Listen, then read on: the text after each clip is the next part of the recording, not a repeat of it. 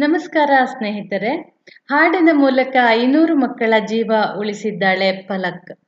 ಇದು ಅಪ್ಪ ಅಂದ್ರೆ ಆಕಾಶ ಎಂಬ ಪುಸ್ತಕದಿಂದ ಆಯ್ದ ಒಂದು ಕಥೆಯ ಧ್ವನಿ ಸುರುಳಿ. ಸ್ನೇಹಿತರೆ, ನೀವು ನನ್ನ ಯೂಟ್ಯೂಬ್ ಚಾನಲ್ ಸಬ್ಸ್ಕ್ರೈಬ್ ಮಾಡಿಕೊಳ್ಳಿ ಹಾಗೂ ನಿಮ್ಮ ಸ್ನೇಹಿತರೊಂದಿಗೂ ಹಂಚಿಕೊಳ್ಳಿ. ಈ ಹುಡುಗಿಯ ಹೆಸರು ಪಲಕ್ ಮುಚ್ಚಾಲ್. 20ರ ಹರೆಯದ ಈಕೆ BCom ಅಂತಿಮ ವರ್ಷದ ವಿದ್ಯಾರ್ಥಿನಿ. ಆಂಗ್ಲ ಜಾನಪದ ಕಥೆಯ ಸಿಂಡ್ರೆಲಾಳಷ್ಟೇ ಮುದ್ದಾಗಿರುವ ಈಕೆ ಗಾಯಕಿ. ದೇಶಭಕ್ತಿ ಗೀತೆ, ಭಾವಗೀತೆ, ಚಿತ್ರಗೀತೆ ಹಾಗೂ ಭಜನೆಗಳನ್ನು ಮಧುರವಾಗಿ ಹಾಡುತ್ತಾಳೆ. ಈವರೆಗೆ 300ಕ್ಕೂ ಹೆಚ್ಚು ಸ್ಟೇಜ್ ಶೋ ಕೊಟ್ಟಿದ್ದಾಳೆ. ತನ್ನ ಗಾಯನ ಕಾರ್ಯಕ್ರಮದಲ್ಲಿ ಸಂಗ್ರಹವಾದ ಅಷ್ಟು ಹಣವನ್ನು ಬಡ ಮಕ್ಕಳ ಹೃದ್ರೋಗ ಚಿಕಿತ್ಸೆಗೆ ದಾನ ಮಾಡಿದ್ದಾಳೆ. ನಂಬಿ, ಕಳೆದ 12 ವರ್ಷಗಳಲ್ಲಿ ಈಕೆ ದಾನದ ರೂಪದಲ್ಲಿ ನೀಡಿರುವ ಹಣದಿಂದ ಪಾಕಿಸ್ತಾನದ 5 ಮಕ್ಕಳು ಸೇರಿದಂತೆ ಒಟ್ಟು 564 ಮಕ್ಕಳಿಗೆ ಹೃದಯದ ಶಸ್ತ್ರಚಿಕಿತ್ಸೆ ನಡೆದಿದೆ. ಶಸ್ತ್ರಚಿಕಿತ್ಸೆ ಆಗಬೇಕಿರುವ 500ಕ್ಕೂ ಹೆಚ್ಚು ಮಕ್ಕಳು ಈಕೆಯ ಕಡೆಯಿಂದ ಬರುವ ಹಣದ ನೆರವಿಗಾಗಿ ಕಾದು ಕುಳಿತಿವೆ. ಒಂದು ಮಗುವಿಗೆ ಹೃದಯದ ಶಸ್ತ್ರಚಿಕಿತ್ಸೆ ಆಗಬೇಕು ಎಂದರೆ ಕಡಿಮೆ ಅಂದರೂ 80,000 ರೂಪಾಯಿಗಳು ಬೇಕು. ಈವರೆಗೂ 564 ಮಕ್ಕಳಿಗೆ ಶಸ್ತ್ರಚಿಕಿತ್ಸೆಯಾಗಿದೆ ಎಂದರೆ ಅದರ ಒಟ್ಟು ಮೊತ್ತ 4 ಕೋಟಿ ರೂಪಾಯಿ ದಾಟುತ್ತದೆ. ಇಷ್ಟೊಂದು ಹಣವನ್ನು ಸಂಗ್ರಹಿಸಲು ಈ ಹುಡುಗಿಗೆ ಸಾಧ್ಯವಾದದ್ದು ಹೇಗೆ? ಬಡ ಮಕ್ಕಳಿಗೆ ನೆರವಾಗಬೇಕು ಎಂಬ ನಿರ್ಧಾರ ಈ ಹುಡುಗಿಯ ಮನಸ್ಸಿಗೆ ಬಂದಿದ್ದಾದರೂ ಹೇಗೆ? ಯಾವಾಗ? ಉಳಿದೆಲ್ಲ ಮಕ್ಕಳು ದೊಡ್ಡ ನೌಕರಿ ಹಿಡಿಯುವ, ಕೈತುಂಬ ಸಂಪಾದಿಸಿ ಮಹಲ್ಲು ಕಟ್ಟುವ, ವಿದೇಶಕ್ಕೆ ಹಾರಿ ಹೋಗುವ ತಯಾರಿಯಲ್ಲಿರುವಾಗ ಈ ಹುಡುಗಿ ಹಾಡಲು ನಿಂತಿದ್ದಾಳಲ್ಲ. ಇದನ್ನು ಕಂಡು ಪೋಷಕರು ಸಿಡಿಮಿಡಿಗೊಂಡಿಲ್ಲವೇ ಎಂಬಂಥ ಪ್ರಶ್ನೆಗಳಿಗೆ ಇಲ್ಲಿ ಉತ್ತರವಿದೆ. ಮಧ್ಯಪ್ರದೇಶ ರಾಜ್ಯದ ಇಂದೋರ್ ನಗರದಲ್ಲಿ ಮಾರ್ಚ್ 30, 1992ರಲ್ಲಿ ಜನಿಸಿದವಳು ಪಲಕ್. ಈಕೆಯ ತಂದೆ ರಾಜ್ಕುಮಾರ್ ಮುಚ್ಚಾಲ್ ಪ್ರೈವೇಟ್ ಕಂಪನಿಯೊಂದರಲ್ಲಿ ಅಕೌಂಟೆಂಟ್. ತಾಯಿಯ ಹೆಸರು ಅಮಿತಾ.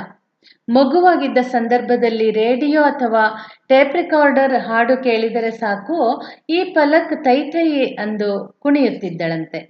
ಈಕೆಗೆ 2.5 ವರ್ಷವಿದ್ದಾಗ ಕುಟುಂಬದ ಮದುವೆ ಕಾರ್ಯಕ್ರಮವೊಂದು ನಡೆದಿದೆ.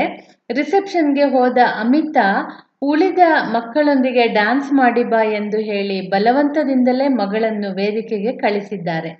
ಅಲ್ಲಿ ಈ ಹುಡುಗಿ ಡ್ಯಾನ್ಸ್ ಮಾಡುವ ಬದಲು ಹಾಡಿಬಿಟ್ಟಿದ್ದಾಳಂತೆ. ಆಗ ಮದುವೆಗೆ ಬಂದಿದ್ದವರೆಲ್ಲ ಬೆರಗಾಗಿ ಮಗಳಿಗೆ ಸಂಗೀತ ಕಲಿಸಿ ಅಂದರಂತೆ. ಪರಿಣಾಮ, ಮರುದಿನದಿಂದಲೇ ಪಂಡಿತ್ ಎಸ್ ಮಿಶ್ರಾ ಎಂಬ ಗುರುಗಳ ಬಳಿ ಸಂಗೀತ ಕಲಿಕೆಗೆ ಸೇರಿಕೊಂಡಳು ಪಲಕ್ ಮುಚ್ಚಾಲ್. ಹಾಡಿನ ಮೂಲಕ ಹಣ ಸಂಗ್ರಹಿಸಬಹುದು ಎಂಬ ಯೋಚನೆ ಈಕೆಗೆ ಬಂದದ್ದು 1999ರಲ್ಲಿ. ಆಕೆಗೆ ಆಗಿನ್ನೂ ಬರೀ 7 ವರ್ಷ. 1999 ಕಾರ್ಗಿಲ್ ಯುದ್ಧ ನಡೆದ ವರ್ಷ.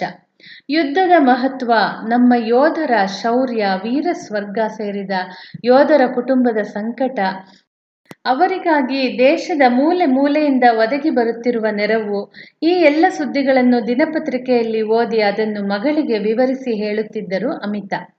ಅಮ್ಮನ ವಿವರಣೆ ಕೇಳಿದ ನಂತರ ಕಾರ್ಗಿಲ್ ಯೋಧರ ಕುಟುಂಬಕ್ಕೆ ತಾನು ಹೇಗಾದರೂ ನೆರವಾಗಬೇಕು ಎಂದು ಯೋಚಿಸಿದ್ದಾಳೆ ಪಲಕ್.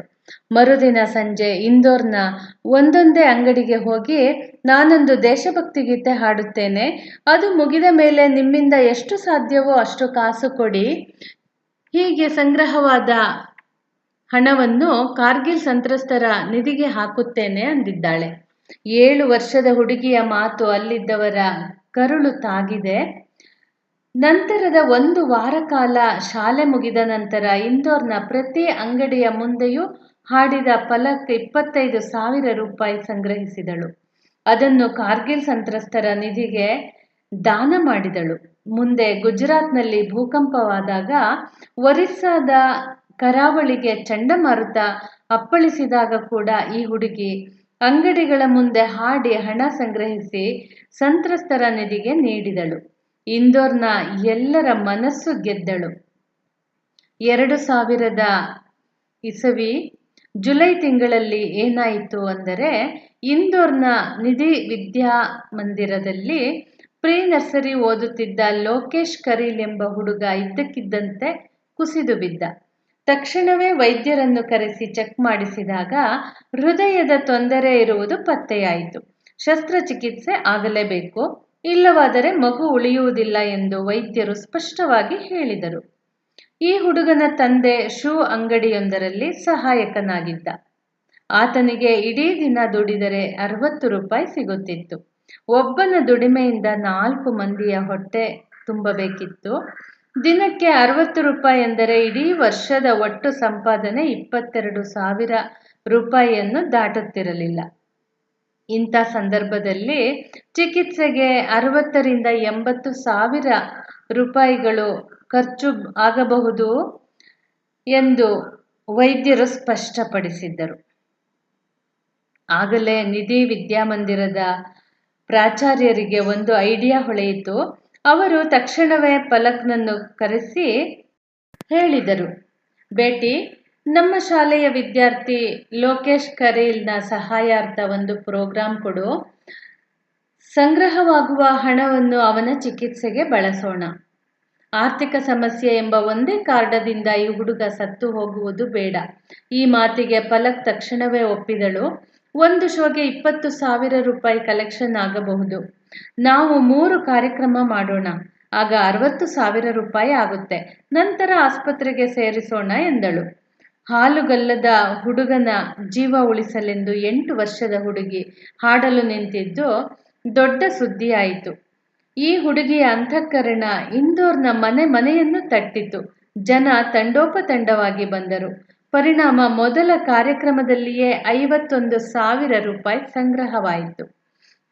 ಈ ಎಲ್ಲ ವಿವರಗಳನ್ನು ಪತ್ರಿಕೆಗಳಲ್ಲಿ ಓದಿದ ಬೆಂಗಳೂರಿನ ಮಣಿಪಾಲ್ ಆಸ್ಪತ್ರೆಯ ಆಡಳಿತ ಮಂಡಳಿ ಆ ಹುಡುಗನಿಗೆ ಉಚಿತವಾಗಿ ಚಿಕಿತ್ಸೆ ನೀಡುವುದಾಗಿ ಘೋಷಿಸಿತು. ನಂತರದ ಕೆಲವೇ ದಿನಗಳಲ್ಲಿ ಡಾಕ್ಟರ್ ದೇವಿಶೆಟ್ಟಿ ಮತ್ತು ತಂಡದ ನೇತೃತ್ವದಲ್ಲಿ ಶಸ್ತ್ರಚಿಕಿತ್ಸೆ ಕೂಡ ನಡೆಯಿತು. ಉಚಿತ ಚಿಕಿತ್ಸೆ ದೊರಕಿದ್ದರಿಂದ ಸ್ಟೇಜ್ ಶೋ ಮೂಲಕ ಸಂಗ್ರಹಿಸಿದ ಹಣ ಹಾಗೆಯೇ ಉಳಿಯಿತು. ಆಗ ಮಾಧ್ಯಮಗಳಲ್ಲಿ ಜಾಹೀರಾತು ನೀಡಿದ ಪಲಕ್ಳ ಕುಟುಂಬ ಸಹಾಯದ ರೂಪದಲ್ಲಿ ಬಂದ ಹಣ ಹಾಗೇ ಉಳಿದಿದೆ ಎಂದು ದಾನಿಗಳು ತಮ್ಮ ಪಾಲಿನ ಹಣವನ್ನು ಕೊಂಡೊಯ್ಯಬೇಕೆಂದು ಮನವಿ ಮಾಡಿಕೊಂಡರು. ಈ ಮನವಿಯನ್ನು ತಿರಸ್ಕರಿಸಿದ ದಾನಿಗಳು ಹಣವನ್ನು ಯಾರಾದರೂ ಬಡ ಮಕ್ಕಳಿಗೆ ಚಿಕಿತ್ಸೆಗೆ ಬಳಸಿ ಎಂದರು.